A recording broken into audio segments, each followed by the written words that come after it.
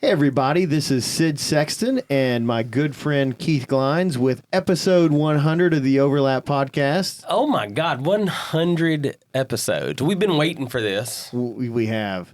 I mean, but the fact that we've done anything 100 times, my wife would say is quite amazing. It's pretty wild. We've been consistent with something.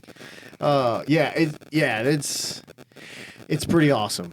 It's pretty awesome. Yeah, it's really, really cool. Over the last few years, it's been a wild ride. It has been.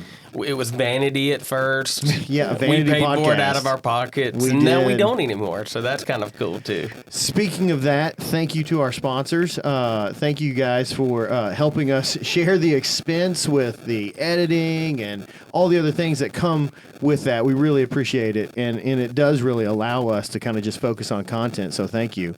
And to that, we wouldn't have any sponsors if we didn't have any listeners, so thank you very much for. We started off with 12, right? Yeah, 12, 10. Our mothers listened. Yeah, or your did. mother's didn't because she couldn't figure it out. She can't figure out podcasts. Yeah, but even anyway, though my I mom set did. it on her phone and said, "Here it is," and I put the reminders, and she gets it. She just doesn't know how to make it. Yeah, my work. mom listened for probably 10 episodes. Did she? Yeah, I think I've bored her now. Yeah, she's heard you. Yeah. And she doesn't really like you as much as she likes Jonathan. No, she doesn't. She's got There's only photos of Jonathan in your mother's house. Yeah. There's photos of me in your mother's house, but that's a different story.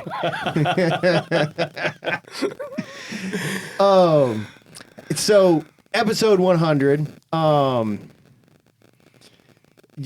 Man, I'm trying to keep my emotions in check here. You know, I'm trying to keep it in check. Cool. Number one, this is a pretty cool milestone. Number two, we couldn't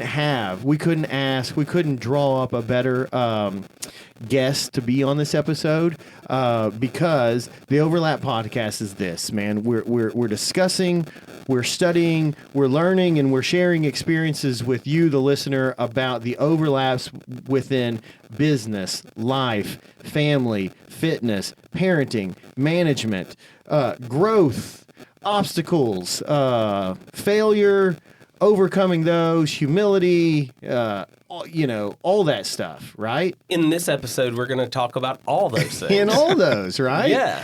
And we're really talking about the genesis of this podcast being that business and life is not one size fits all. There is no freaking how-to manual for any of it. And your job in your life, just like your job in your business, is to gather information, ask questions, but ultimately figure out who you want to be, what kind of business you want. Right? Yeah, and the guy we have here today is an elder. Yes, an elder. And I'm going to call him the life Sherpa. Okay. He does, yeah. Yeah. And really, this guy's a guy that I've known for 20 years, man, and I've known to grow to love him and appreciate him and admire him for really kind of standing out from the crowd to build a life that really build a business and a life that fits him, that serves him, that and despite the pressures of being in a group and a successful peer group and everyone striving to kind of throw in and show better, higher numbers every time. We'll get into that, but the man just stuck to his guns and figured out what he was and built his business along his comfort level. Did you have hair? I did. When you met him? I did, just a little bit, not much. I kept it pretty short then, too. But I didn't have the cauliflower ear either. And I might have been a little more wild. I might have been a little more wild. So, episode 100. Thanks for being on the podcast. We broke out the wallet and flew Chad and his family down here. Welcome to the podcast, Chad Warweg. Thank you. And Warweg, that's an interesting last name, but it's also the name on the side of your trucks, Warweg and Company. It is, along with WeWatergrass.com, which has kind of taken over the Warweg name. Over? Oh, yeah. Okay. It's got its mind of its own now. Oh. Really cool. That is cool. And WeWatergrass.com. Yeah. I like that a lot. Yeah, I changed that. It's pretty simple. It's WeWatergrass.com. You know exactly what they do. We do. Yeah, that's awesome. Well, thanks for being on the podcast, man. Like I said, we've known each other a long time. I really appreciate you taking the time to be here. And I really do think that your story is something that our listeners really need to hear. Hey guys, this is Keith. Let me break down a scenario for you. Are you a business owner that is overwhelmed by the options of investing, but you're being told you need to invest in retirement, you need to invest in mutual funds, you need to buy some single stocks? Well, I have your fix. C2 Wealth Strategies, ran by our friend Wes Cody. Their website is c2wealth.com. If you are looking at investing at all and are confused by it, give them a call today. They will be happy to handle whatever you need. He's brought up very specific things that I need to be working on as a business owner in my investing life. Let him do that same thing for you. c2wealth.com, or go to the overlaplife.com page and click on sponsors. Let me tell you about one of our sponsors, Chris Drogmiller. He's with CMD Fencing. One, I really appreciate his support to the podcast. He listens to the podcast, but long before that, he has done several projects for me at my home, at our business, and the dude just does an awesome job. One of the things I really like about him is it's basically just him and someone that helps him. His attention to detail is phenomenal. The work is always high quality. If you've ever had a fence built, you know that the gate itself and how it opens and shuts is kind of the stamp of quality. It always works well. I've made him make some interesting kind of fencing where it's all horizontal. He had no problems with that, did a great job. And the guy is freaking awesome. He's easy to work with and he does a fantastic job. He's a firefighter. So, you know, he works 2 days on and 2 days off. So he comes in and knocks my project out on the days that he's off. And the dude's awesome. You can find him on our website, overlaplife.com. You can find him on Facebook, CMD Fencing. And let's see, his phone number is 901-484-5546. So if you need a fence, need some fence work, call Chris Drogmiller, CMD Fencing.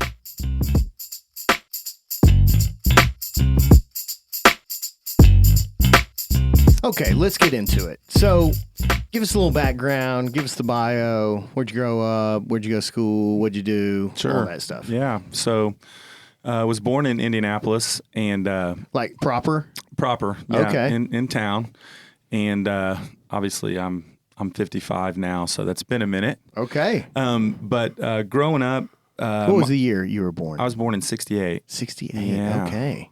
Right on. God, you're old. 68. Good year. Okay. I always love having a mentor on the podcast. Yeah, me too. If I had hair, it would be gray. Yeah. But don't have much anymore. Yeah, grew up in Indy, and my dad bounced around a lot when I was growing up, job-wise. Okay. So I actually lived all over. I lived in Huntsville, Alabama. Oh man. For a minute, a lot of moves before I was kind of settled back in India in sixth grade. Really. Okay. So I lived in Huntsville, Alabama. I lived in Davenport, Iowa. I lived in Hartford, Connecticut. Oh wow. I lived in that is around. Oh gosh, we lived in Atlanta, north side of Atlanta. Huh. Dad just bounced around a lot. This is all fresh in my mind here.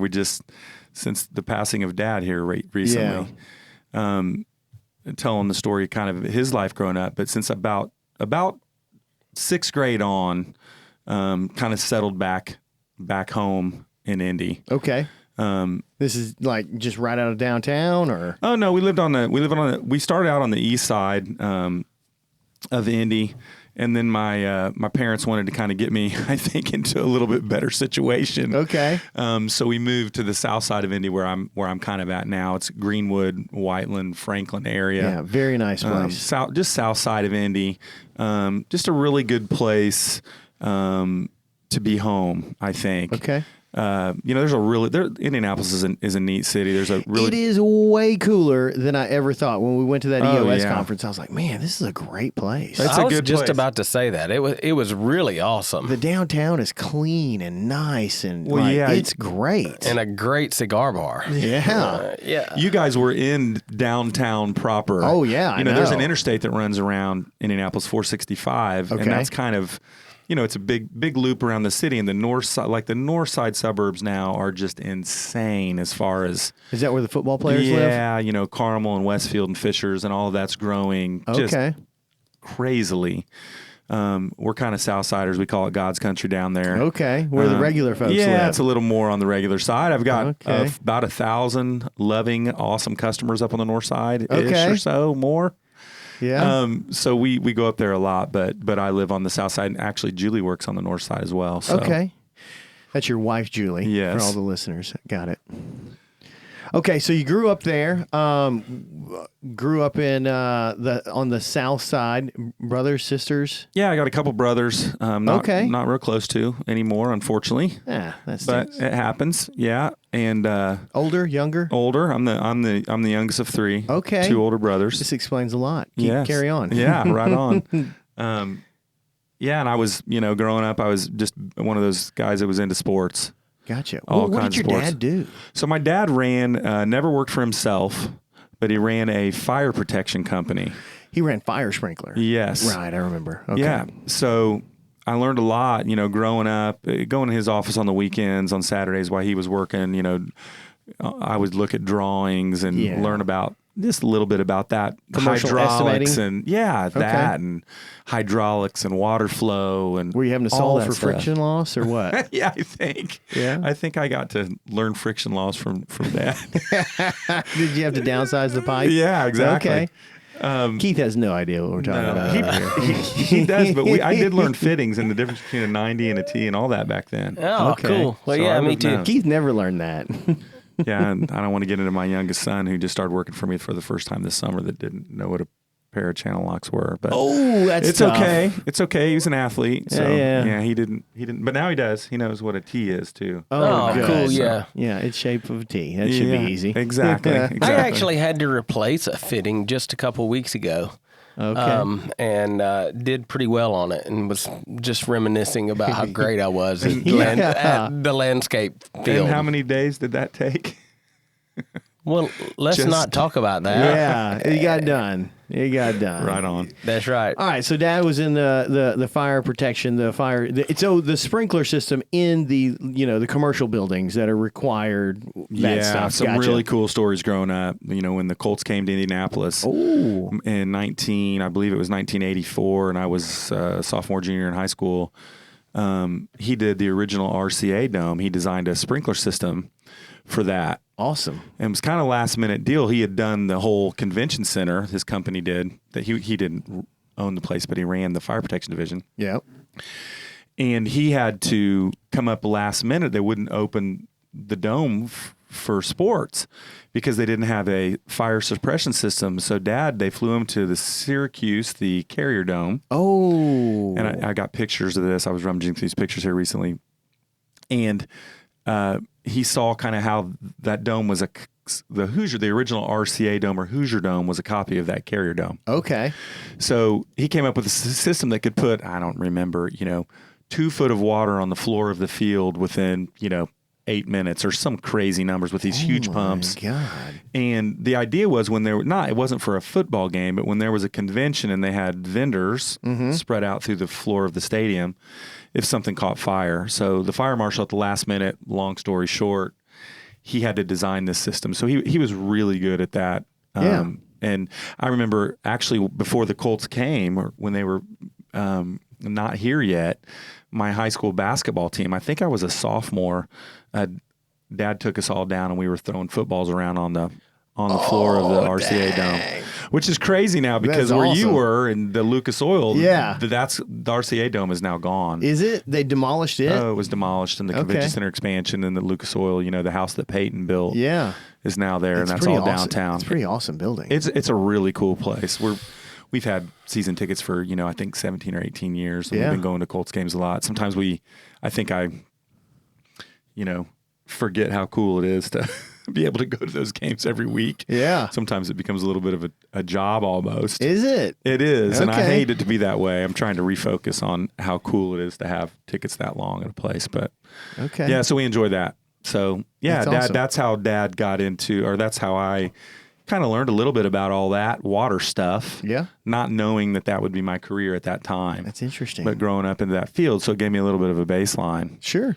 So you mentioned high school. Where'd you go to high school? So I went to Whiteland High School. Okay. We're That's both, South Side. It is South Yep. Side, just south of Greenwood, and it's where both my boys have gone. But I went to Whiteland, after that, and started playing, all the sports. Yeah.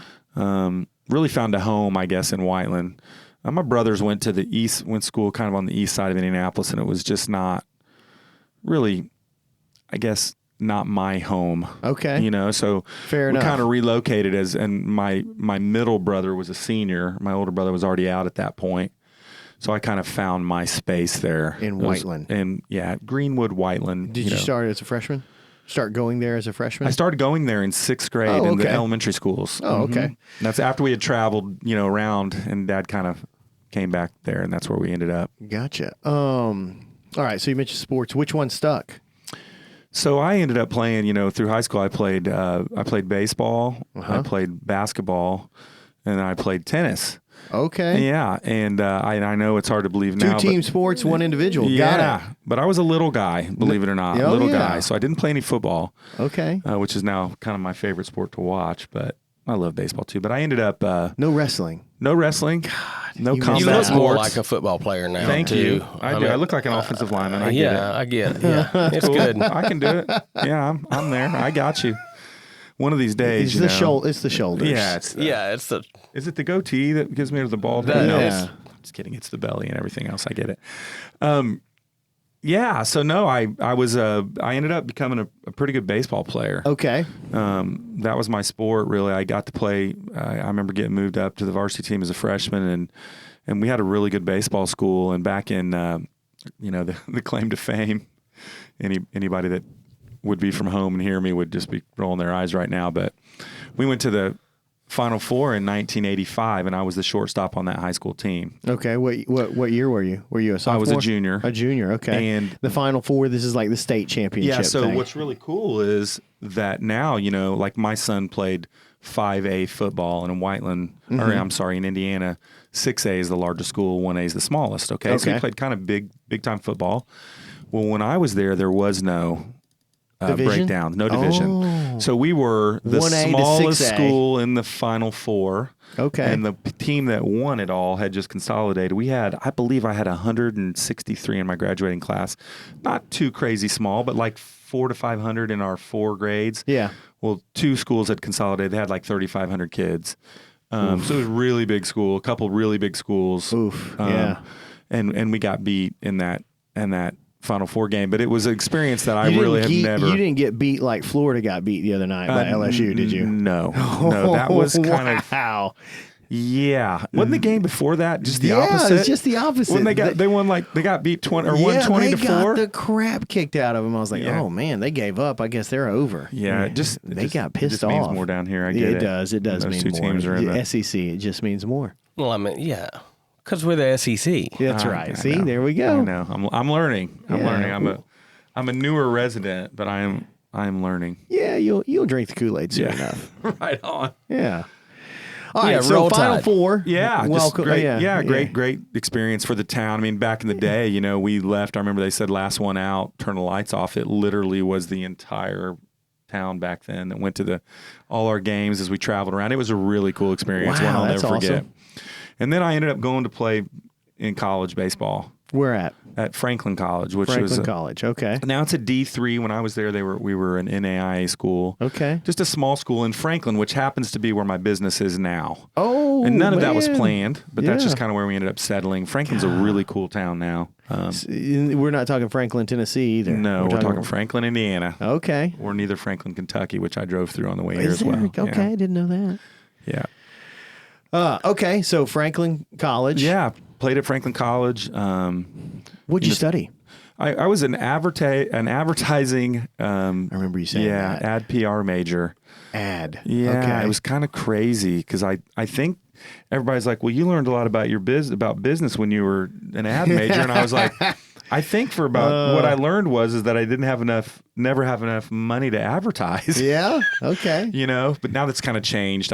Here recently we've been doing kind of some fun stuff with the radio stuff and all that lately. But I was an ad PR major, and honestly, I went there to play baseball. There you go. I mean, I did. There you go. I wanted to play ball. Kind of had an epiphany on the backseat of a van heading to Florida after I lost the sectional game as a senior, and had planned to go to IU and just be a student. And then I was like, man, I woke up in the back of this van and said, I want to play baseball. Okay. So Did I you followed eat the some Franklin mushrooms or something? I don't What- know. oh. I don't know if there were mushrooms. I'm sure there were, but I was figure just it out. thinking, I've been there.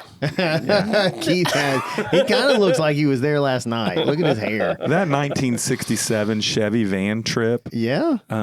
after we lost our sectional senior game Yeah. with 3 of my best buddies to Florida was It was rough, epic. huh? Okay. Epic. We bought the van off our shop teacher in high school and painted it bright yellow because we had some leftover. The street department had some leftover yellow. Oh my God. Yeah, that's a true story, and it was awesome. I think everyone needs a 1967 van experience. Yeah, I remember rolling into I Daytona never had Beach. one of those. Yeah. And one of the memories is rolling right into Daytona Beach, and the left front hubcap came off. And I was driving, and I just saw it go across the lane, Yeah. and jump the curb, and over and hit a car. And I'm like, oh my gosh. Good I've time. had that happen in my business quite often, where the hubcap fell off. Yeah. Good Me time. too. I've had it happen in my life. Really. Yeah, you and me both. All right. So, what about after school? So I had watched, again, I mentioned my dad a lot here, but he was such a big influence on my life, and kind of watched him. I know we didn't talk about it, but I wrote his eulogy a couple weeks ago. You and I talked And about as it. I wrote it, just going back and some of the stuff but I watched him. One of the things I admired with him is he was in the fire protection business, and, we'll call it a big shot, right? He ran at the time. I mean, some of these businesses were back in that day were $50, $60 million, I believe. Some of these companies were doing some serious stuff. Yeah. And Dad would go into work at we always played double headers in college. Baseball games were always a double header, and I think they started around 1 from memory. So he would go into work at 2 and 3 in the morning to get his workday done if we played at home, so then he could get his full time in, get everybody ready to go and all that. And then, he never missed one of my games. Yeah. Which was really cool. That is cool. To me, as, having him be there and support me. So watched him, but I also watched the fact that, he kind of always had somebody to report to and didn't really get to call the shots. Yeah. And I don't know the entrepreneur in me, I think, kind of grew through some of that. So it's weird because going back looking, I always knew if you talked to me, I believe I would have told you that I was going to have my own business when I was in college. Just from memory now, going back. You didn't know what business. No. You were just going to have a business. Yeah. Okay. And, I did a couple things. I remember me and one of my best friends, Dean, best man at my wedding, who I love to death. Dean Ritchie. Dean Keller. I got to see him at the funeral the other day. I hadn't seen him in a minute. He's a great friend. And Dean and I started, I remember in high school, one of the things we did, talk about a hot business now that I'm down here in your territory, we were seal coating driveways. It was reliable seal coating. That was my first known or remembered business that I started, and we went around in the Reliable seal summer. coating. Okay. Yeah, we'd just go buy the stuff in the 5-gallon pails and knock on your door and tell you we'd do it for $200 or $100 or. Yeah. And we ended up, doing quite a bit of that for a couple summers, I believe. Okay. But I always knew I wanted to do something when I was in college, and never really 100% sure what it was. So after college, then how did you get into the irrigation business? Like, how did that happen? So immediately after college, I'm talking immediately, I talked to my dad. You joined the Coast Guard? I did. Oh, And I no, went that's to just me. Muskogee. Oh, Yeah. immediately after I went to, I was with my dad, and I was trying to dabble in residential fire sprinkler systems, which at the time was kind of cutting edge technology. Putting a sprinkler system, in your there's home some up there actually, there's but some. yeah, in your home, exactly. And I did it for a couple fire chiefs, like right out of school. My dad had connections, and they were building houses, and we did a couple. Okay. And it just really never took off. Okay. But I had go back to when I had seen sprinkler systems on baseball fields that I played in college, and then the water stuff and all that growing up, and a buddy of mine. There was some grass mowing in there too. Oh, for I'm sure there $5 was. an hour that I was getting paid for, or getting paid to do And my that's first pretty good job. money in Yeah, 1990. 90. Ooh. and then we kind of got into it together, doing a couple. We decided to try a sprinkler system out, and then long and short of it is, it was too much work for him. Okay. And he's like, man, this mowing grass thing's a little bit more where I want to go. And he's still a big lawnmower today in Indy. And then I just said, all right, I'm jumping in and going to do this sprinkler deal. And that's kind of where it all went. That's where it all started. Sprinklers in 1990. Yes. Late 1990. Started doing a very... Residential. We first started doing some Bank Ones back there. There was a Bank One. It became Chase Bank. We had a connection and did a couple, and I think we were the young, cheap guys. Okay. And kind of got started that way. That's how everyone gets started, being the young, cheap guy. Exactly. And then parents had built a house in a neighborhood, started doing, did my own. The very first one we ever did was my parents' first. That first house, residential one. Yes. Gotcha. That was the very first system we ever did to learn how to do it with my parents. They were the guinea pig. Yeah, they had just built a house. Do you know if it still runs? It does. I drive by there a lot. Yeah, the people have since moved, but what was the controller? Was it the controller? Was one of those Rainbird those ratchet dials. ones? Yeah, and the heads those things were are the big bulletproof. You remember man. the Maxi Paw Yeah, heads? I do. Yeah, I remember those. You see them still on commercials. I always catch my eye whenever I see a sprinkler on a commercial, and that's That's Keith is like, you freaking nerds. You've seen him, Keith. Yeah, I've installed those. Sid. Yes, I have. Like back in 1995. Oh my gosh. There, dude. He has got way more irrigation. He's gonna have a job He's here. got so many hidden talents. I'm gonna and he put together furniture. I did. Yeah. The furniture, I was not very good at that. I'm not going to tell you my story on that. That's another entrepreneurial mistake I made. So you're putting in irrigation systems. 1990, you're piecing it together. You got another job while you're doing that? Just some winter jobs. A neighbor of mine, doing stuff. I forgot about that. Yeah, I'm in South Alabama. I forget about winter. Yeah, so when I first started, I was doing. I was like the ditch man in a trench for my buddy who was an excavator. Okay, like he was putting during in the winter construction time. Yeah, like he would do water and sewer, and I would just jump in there and, be the guy. I remember him hitting a gas main one time when I was in there, and he had a cigarette in his mouth and the backhoe. Oh my God! You want to see somebody run? That's the fastest 40 time I've ever had in my life. Yeah, I bet. I've heard that hissing and that 6-inch gas main just popping, and God. I was like 3 blocks away in 2.9 seconds. Oh man, it was insane. It's almost Olympic. All right. Well, what were some of the growing pains? What were some of the, and then what were the level? What were you trying to get to? What were some of the growing pains? Well, what was your vision? At that point, to be honest with you, there wasn't much of a vision. Okay. There really wasn't. Yeah, shocker. Yeah, it was a 20, whatever I was at the time, early 20s.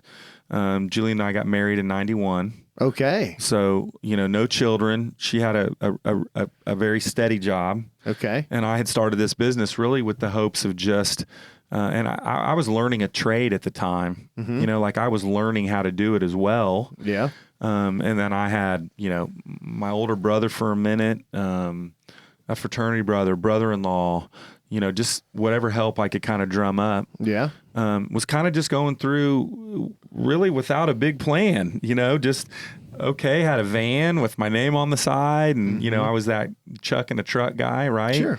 And kind of learning how to do it and, selling it, installing it, billing it, servicing it, doing everything I had to for actually quite a few years.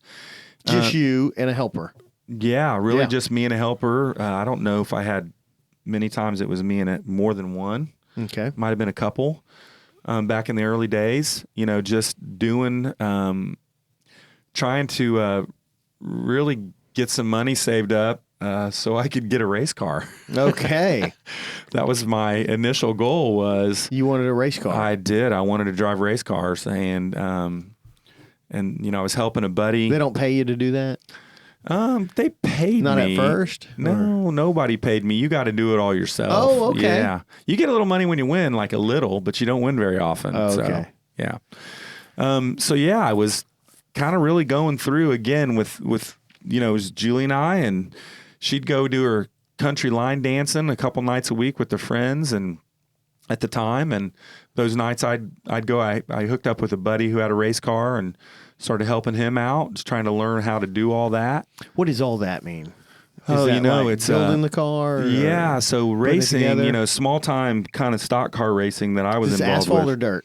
It was all asphalt. Okay. And I have a great friend whose name is Bruce Tunney that I met on a job site. Okay. Through this working irrigation. I remember he took a smoke break and come over to the job. He was laying brick on one house where I was putting an irrigation system on the other. And he says, "Why are you working so hard?" And I said, "I want a race car." And he goes, "You want a race car?" Take a couple puffs of a cigarette. Mm-hmm. He goes, "Well, I do a little bit of racing." And I know you do. And he's like, "Yeah, I'm going to be at Anderson Speedway this weekend." He said, "We're looking for some help." And that started a relationship that I've still got today. I'm actually sponsoring his son's car. Oh, man. So anyway, that's so working hard to try to get me a race car. I was kind of tunnel vision at the time. That's crazy. Not this big vision of this kind of company that I have now, which is considerably bigger and everything. So was really working it to get, kind of take care of my needs. Yeah. To give me the freedom to do. Sounds like your wants Yeah, more than your needs. that's amen. That's very true. That's kind of the same with me. I basically started a business so that I could pursue hobbies. And so it's kind of still that way. Yeah, I know. Right. That's a true statement though. Absolutely. Yeah, right. Definitely not a need, but a want. But that's all right. I mean, yeah. No, that's true. So you're working for a race car. Yeah. And then you get into racing. Kind of get into that again as I go through, and this is some years later, and keep going and do the racing thing for quite a while. We ended up getting a car, me and my dad, and then one of my first service technician was our kind of the three of us. Oh my gosh. pit crew guy. We'd go Really? racetrack. Yeah, What are these cars? Are they late models or are they? So I did all kinds of stuff. Outlaw. What I did was called asphalt modifieds. Is what I started in. And it's kind of a level like I didn't start at the beginning level. I'm like kind of jumped right in at kind of a big deal. Yeah. And was actually pretty good at it. Okay. Like won some races and was always in the front.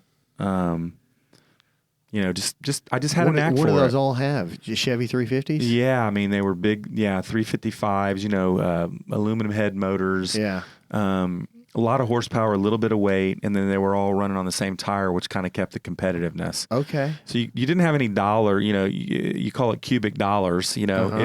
If people could outspend you, but the thing that leveled the surface was we all ran on the same tire. Gotcha. And like NASCAR Was and all it a that still Hoosier? does it today. Yeah, actually we I had figured it would Hoosiers. be. Yeah, they're still running those Hoosiers today. A lot of them are. In Indianapolis. Yeah, and they're made. I looked them up the other day. They're made up in Plymouth, Indiana. I figured they would be. Um, All right. So get into the race. Yeah. Okay. So I guess you're building that business, but at a certain point, you had to get to the place where I met you, which we all kind of come to a coach or come to a peer group or something like that because, we've built a business and now it's kind of eating us and we're not eating it or whatever. I don't know what the analogy is, but it's getting out of hand. So how did you get to joining ProSalt? That's where we met. Yeah. Just for the listeners, we met in ProSalt. That's the peer group that we were both in for a number of years, almost 2 decades for me. And you got there 21. You were there for 21 years. How did you get there? So fast forward through the way I got there was pain. To be honest with you. What was the pain? The pain was just this, so again, a lot of, and I'm going to use the wrong word, but I'll call it unintentionality. Okay. Right? Kind of meandering through life and whatnot. Real lack of focus. Yeah. My son, Cole, my oldest son now, who's in dental school, was born in 98. Yeah. So somewhere, and then Quinn, who's my youngest, I have 2 boys, was born in 03. Mm-hmm. So somewhere in that time frame, I realized, okay, man, this racing thing, and I got a family and a wife, and okay, are we going to get serious here? And so I remember going to a seminar put on by a vendor, and Monroe Porter was there speaking. Yep. And Monroe was doing his thing. And when he got done, I think he kind of stuck around there in that room of 120 people in the winter, contractors. 119 of them left. Okay. And I sat at the end and I'm like, can you help me? What issues were you having? Just no profit, not making any money. What were your gross revenues? My gross revenue at that time was in I think it was in the $300,000 range. Okay. It's basically I had this little job that I was doing, and for the listener, the season for you is different. It's like, oh gosh, we're very seasonal. You working from April to October or something? Yeah, I mean, as we've gotten bigger, we try to squeeze whatever we can. But I think I was telling Keith earlier that it's about an 8-month deal. If you can get 9 out of it, you are really having a good year. So if you get a couple months in April, a couple months in December, or is that right? Yeah, we kind of look at a couple months in March, or a couple weeks in March. Excuse me. Yeah. Yeah, so it's basically April, May, June, July, August, September, October, November. What you squeeze out of some in December, you try to squeeze some out of March. Okay. And then, some people up there try to do snow, but man, it is so few and far between. Blood money. Yeah, and it's just not where we're at. We just don't get much at all. Gotcha. So anyway, this is where I'm at. A few $100,000 a year. What year is this? 05? This 04? this is early 2000s. Okay. That you met Monroe? Yeah. Yeah.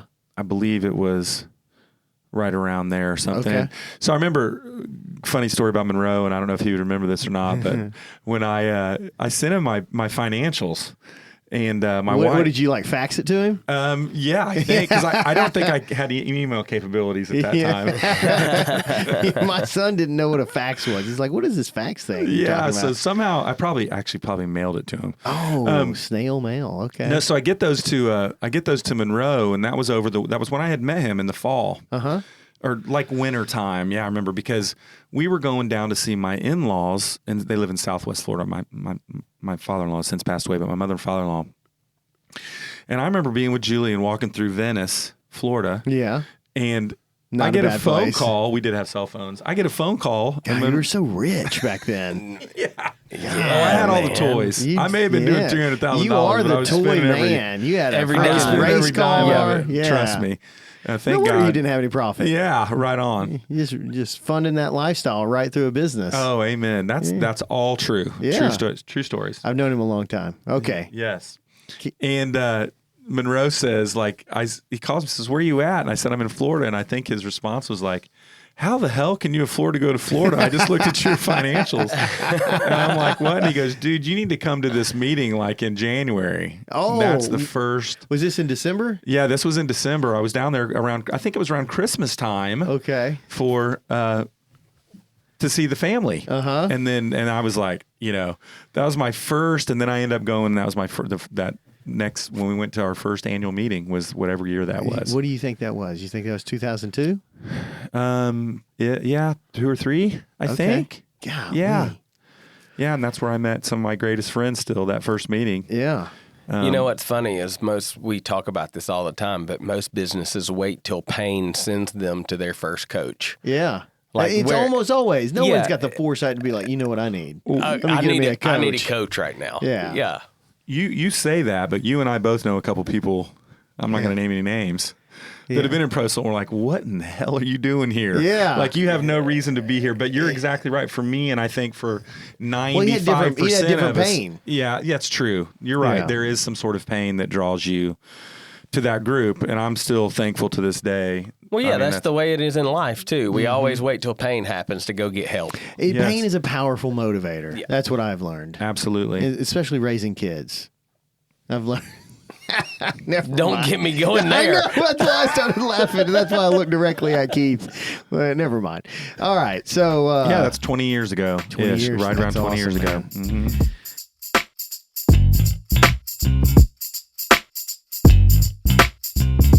Hey there. my good friend Steve Bousquet and his partner, Christine Era, the owners of Green Profit Academy, are super excited about a new product they've got coming out. If you didn't know, they're the authors of Profit First for the Lawn Care Business. And it's a book written by Christine Era. Steve plays a big role in sort of adding to that. But they've got that book. It's already out. But if you're an audiobook listener, and you just learn better by listening, they've got the audio version coming out. And I think this is really cool. They've got Christine Era narrating the audiobook, and she does a really good job. I've heard some clips of it. It's pretty fantastic. And Mike Michalowicz, the original author of Profit First, he reads the foreword.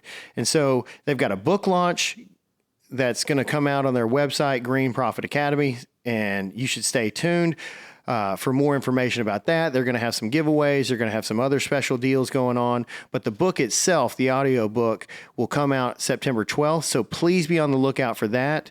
And if you need some help with Profit First for your green industry business, please give them a call or look them up, Green Profit Academy. Thanks so much. Okay, guys, everyone knows if you're a business owner, a business leader, or you're just a person in the world needing help with accounting, you need a real partner. You need someone that's going to listen to you and not just plug numbers in to make their job easy to do your taxes. At least that's what I want. I've been through a lot of accountants in my life, and I have yet to find one even remotely as good as Johnny Baranco. He's the owner of Baranco and Associates, and he's the kind of guy that really doesn't manipulate your books to make his job easier. He really is trying to give you insights into your business or into your financial planning world. Whatever your goals are, he's there to help. And so I just encourage you to give him a call. Baranco and Associates, look him up online. It's barancoandassociates.com, and just see if he can help you. He really is the accountant that I recommend to everyone, even before he was a sponsor of the podcast. So please, if you need an accountant, just do yourself a favor and give him a call. Hey, I want to talk about my friend Ross Sykes at Homefront Lending. He's a mortgage broker that can help you find a home when you don't typically fit in the norm and get you financed. Reach out to Ross at hflend.com. He specializes in mortgage products for first-time homebuyers, veterans, and self-employed borrowers. They are in the business to serve you beyond the transaction. At Homefront, they are always honored to serve. hflend.com. Okay, so you come to your first ProSolt meeting. You get into ProSolt. What does that do for you? You get into a peer group, and it doesn't have to be ProSolt in the green industry. It could be Coach, could be anything. What did it do for you? How did it change your life? Oh, I mean, it was tremendous. It really opened my eyes to people that were doing this for a living, for the right reasons and not just to buy a race car, right? Yeah. So did you think before that you had kind of a hobby instead of a business? What was your mindset? I don't think, I tell you what, I worked my rear end off. So I never looked at it as a hobby that way. Okay. But when I look back at it now and just see the differences, it's unreal. Just from the situation we're in now with processes and people and all the things that we do, none of that. I had bankers boxes. I remember hiring my office manager at the time, which is Amy, who's been with me now almost 20 years. When she came to work with me, I had like 4 months of invoice, those old bankers boxes. Do you remember those, Keith? I don't even know what you're talking about. Yeah, I do. Yeah, he's older than me. He remembers. Yeah, it's a box. You don't even know what the columnar pads are. I used to do my budgets and stuff. Anyway, this banker's box had all these invoices, and Amy come in there, and we're like, no wonder there's no money because you haven't billed anyone, right? Because I was doing everything. So I think from a mindset, I didn't look at it as a hobby at all because I was working so hard in it, but I just didn't have any sort of plan. And when we got in a group and somebody gives you some kind of basic information what you would consider now basic business building, raise your prices, Track count your hours. Yeah. right? You looked at that like the holy Eureka. Oh yeah. Eureka. Like the aha moment was, oh my gosh. Someone just cracked the secrets of the universe Yeah, here. and that first time I was that guy, the first time, I turned 30, I think, and I'm not afraid to tell, but I think I think my salary was in the $24,000 to $32,000 range. Oh yeah. And mind you, I had a wife that had a job that was making a little bit more. At least that's what we made. And then it went that first year. I remember coming back and just putting my chest out because I made $132,000.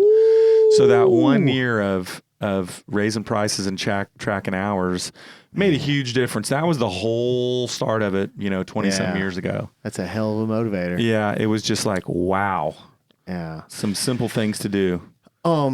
So to the listener, I think one of the things to pick up on is that, man, you were living a pretty good life, and you had a business going that was serving your needs at the time. And then it got to the point where life started happening because you add more things to it, children. You probably your wife and you probably want to start getting a little bit bigger house, a little bit nicer thing. You want to start building a life instead of that. And you needed that business to do something else. And you had the humility to go, hey, I don't know how to do that. Can you help me, Monroe? Yeah. When you dummy it down. Yeah. I'll never forget that those other 119 people in that room, who I promise you there was a lot of pain in there. We were all there to hear this speaker talk in the winter about how to improve our businesses. Yeah. And they all got up and left. So it was that kind of they can do it on their own. Kind of opening up myself saying, I need some help. This isn't going the way I want it to go. Yeah.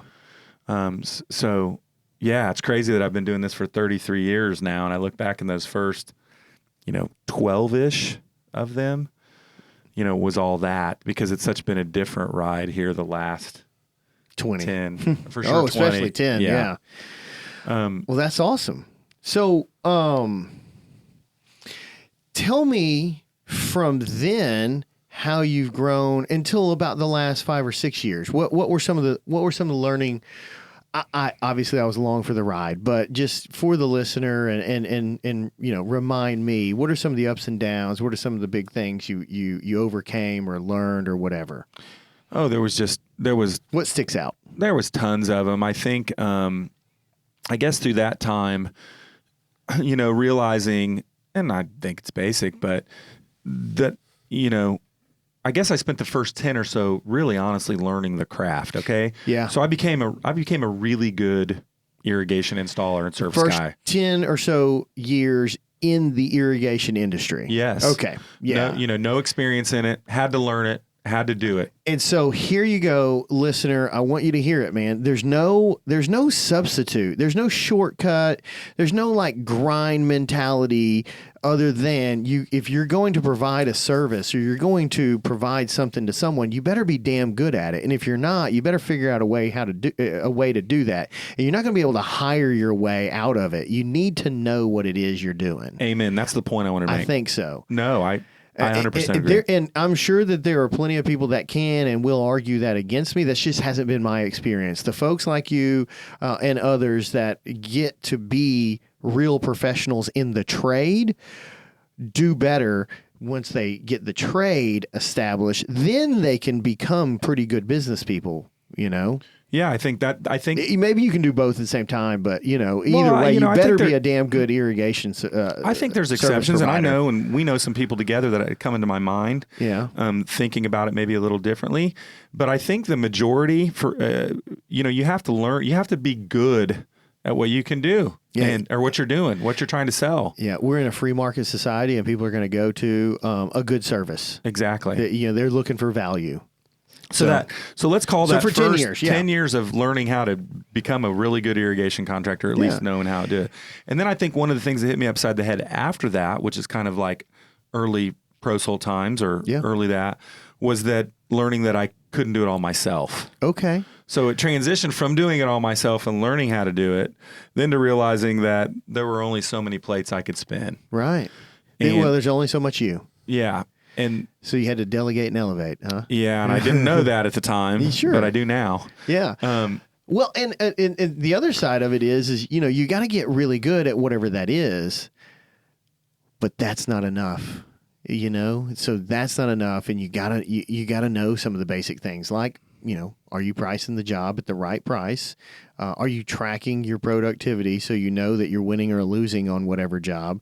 And then, like you just said, you can't do it all. So what are the things that only you can do, and what are some things that probably at that time, 2002, that are $12 an hour job? What are some of those things so you can be doing $30 an hour job stuff, right? Exactly, and that's we we had lots of those conversations. It was probably more of the $10 and $8 an hour versus probably, right at the time. But yeah, exactly right. It was looking at what the value, like, what it was that I should be doing, because I could do it all, right? Because I had done it all, but then trying to find the things, and then being able to find some people. Yeah. Had a couple really key employees at the time. Obviously, Amy, who has been a rock for our business. Yeah.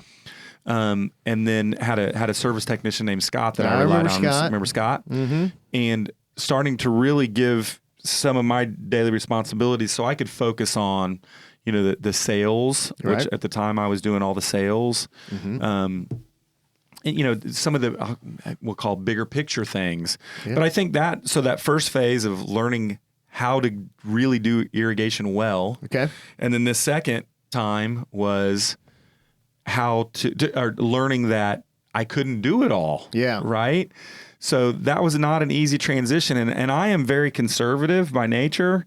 So if I'm going to do something, or if I'm going to tell in business, maybe. Nah. He voted for Bernie. I almost wore my Reagan Bush shirt that I bought down here. Oh yeah, I had 84. A Bernie shirt on yesterday. Am I allowed to say that on here? Yeah, absolutely. Yeah, I bought that here and love it, and I wear it at home. But I have to really pick and choose where I wear it. Really? My Reagan Bush 84. But that was my president 84, right? I was in high school. I hear you.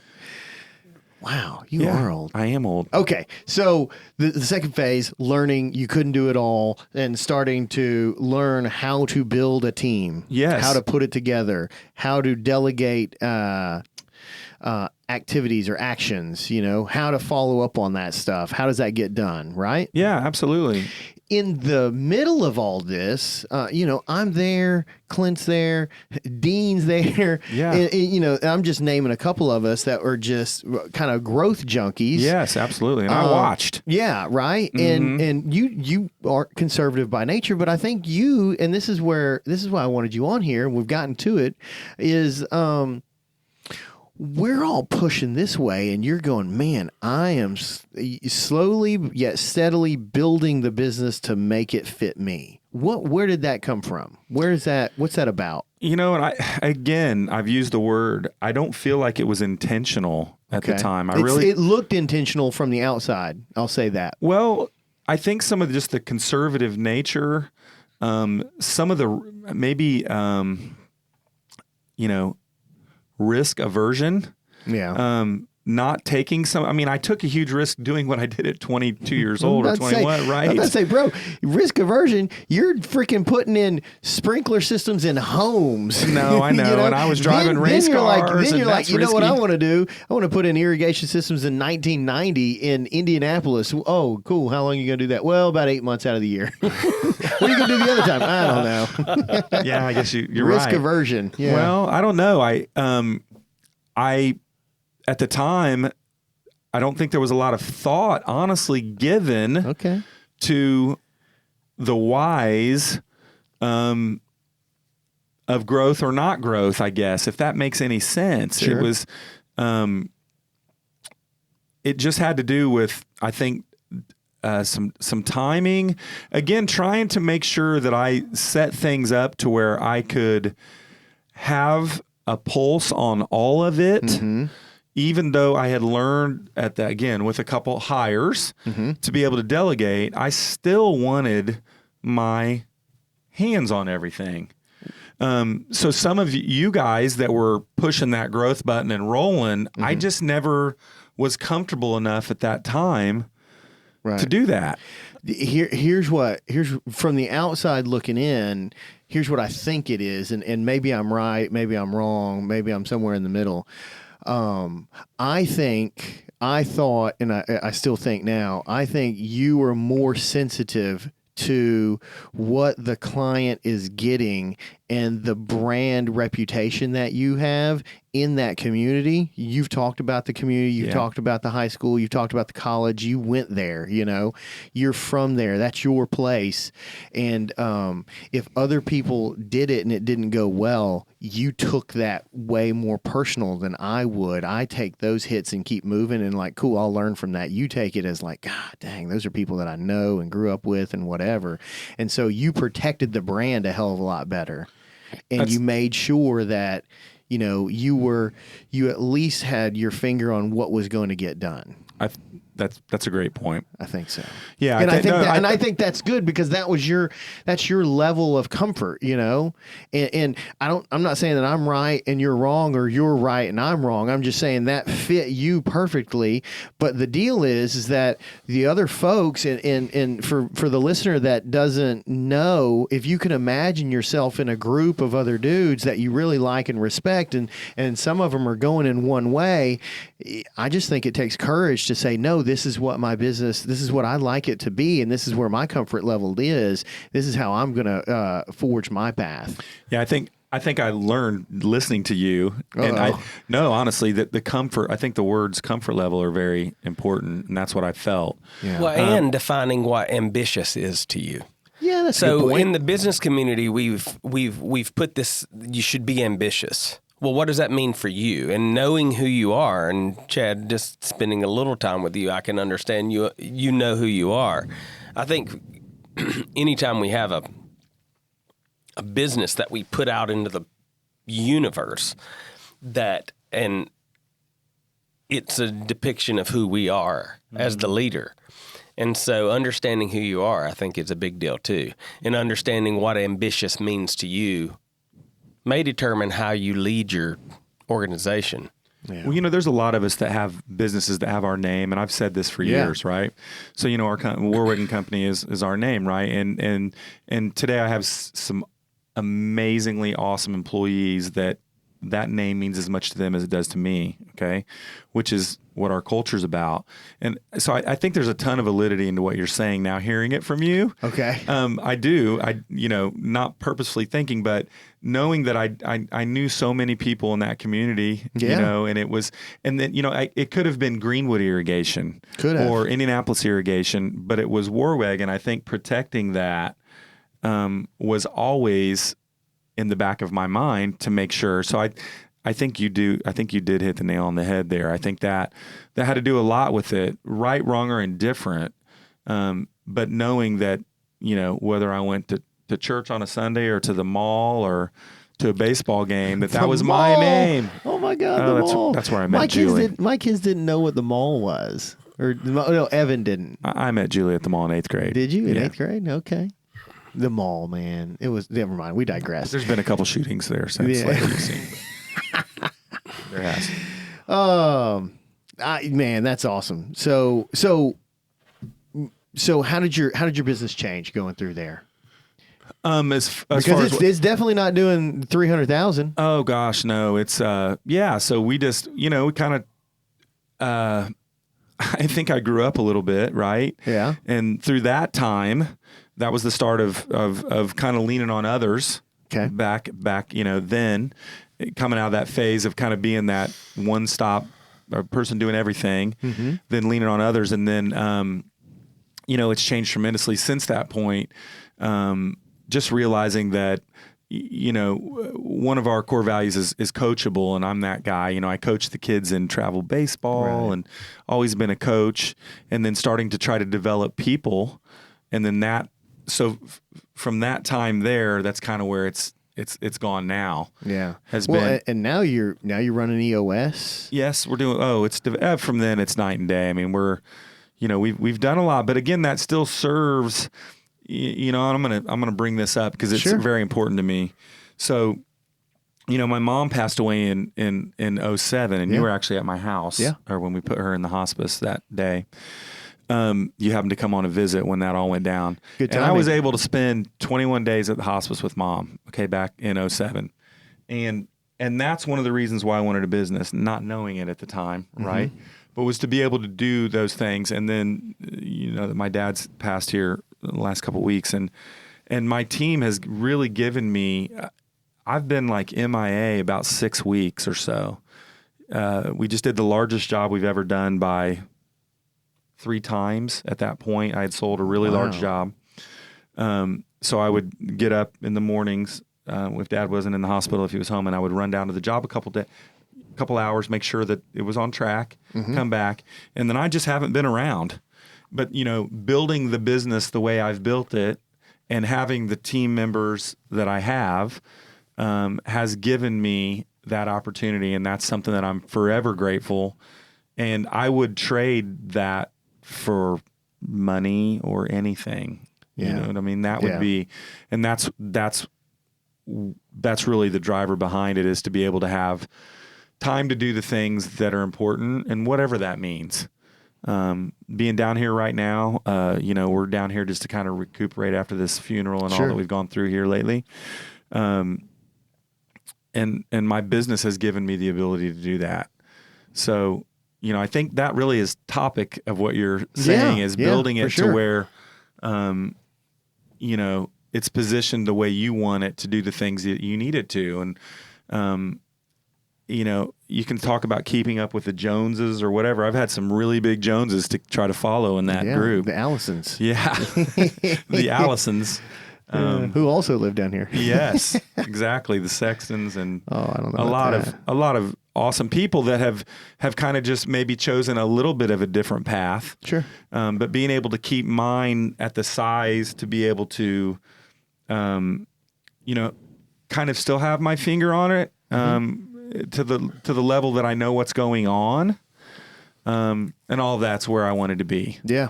And again, these two, kind of those personal, of losing a mother, 16 years ago, and a father here a couple weeks ago, kind of puts that all into perspective for me, that it's not all about chasing the dollars or everyone else, right? It's about building it to where you can kind of get what you want. For me, a lot of that is the ability to do some things that I want to do, and B, that I, in this case, needed to do. So that's the power of it. Oof, man, that's a hell of a sort of wrap up there. Keith, what questions you got?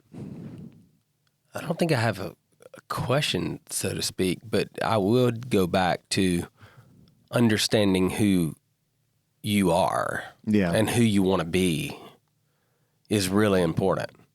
Because a lot of times we'll get caught up in business and think that, like I said, defining what ambition is to you is a big deal, I think. Yeah. Because, and nothing will put that in perspective than watching aging parents.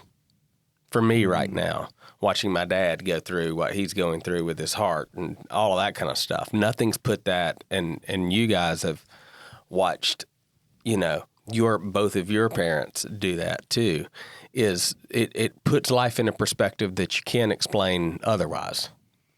No, I think that's a good point. One other thing I'll mention here real quick is just within that group of such successful people. I was one that had, from when we benchmarked our numbers, we saw what everybody did, right? That's true, for years. And I know that I was always on the lower end of that, But right? the percentages were good. They were always good. It was a good, solid little business. And the percentages is all that really matter. And it's still, now it's quite a bit bigger and it's very successful. We're just doing awesome. But I think having, Keith, you're, having the wherewithal to know where you are and not trying to be someone else. Yeah. And realizing that it's cool. It's okay. It's all right. And sometimes that was hard for me. Sure. You get in there and you're like, what in the world is Michael Rush doing? Yeah. Right? Or,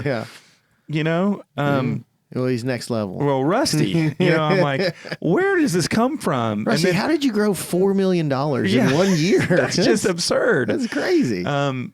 Yeah. And then, it's funny because I looked the other day and, we did more work this quarter than I think I did in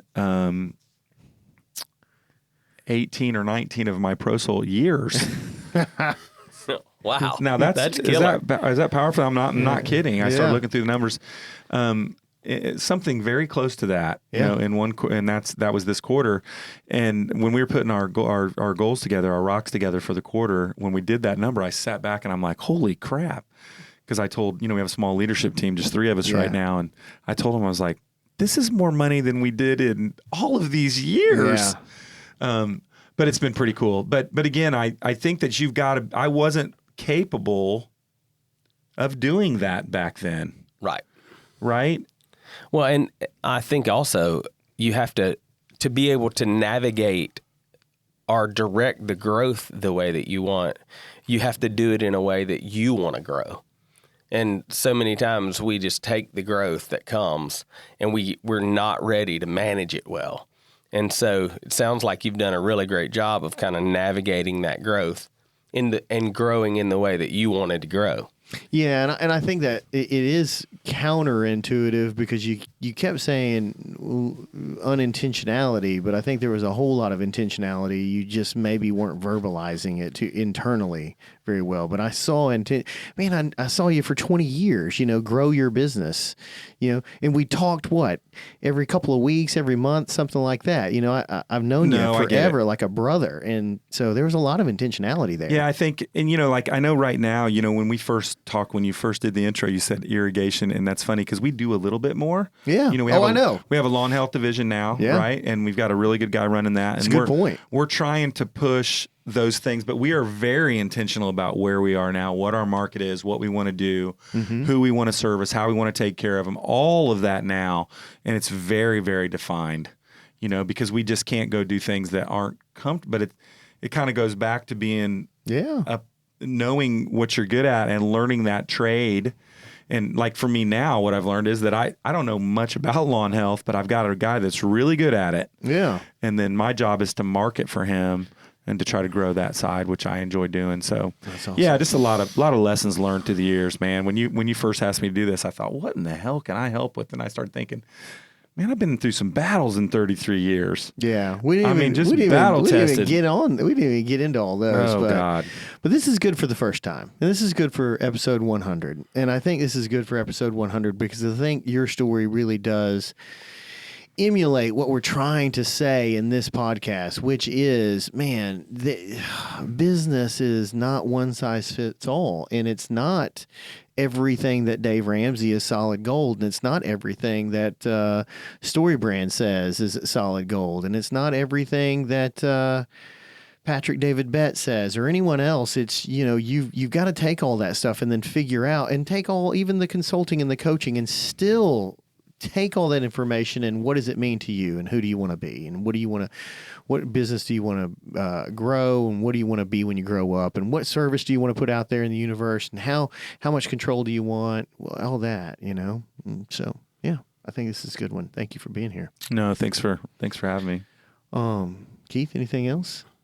Man, that's good. Man, it's really good, dude. It's really good. It's almost a spiritual experience. Stop. I don't know about that. Well, we'll take you to lunch at Dragonfly. It's almost spiritual. Okay, that sounds amazing. Very much so. Yeah, shout out to Doug Kerr. All right, well, thanks for being here again. Thanks for being a great friend, man. You've been one of my best friends. For No, you mean a lot to me. You really do. I consider you a brother. Yeah, absolutely. All right, Keith. Peace.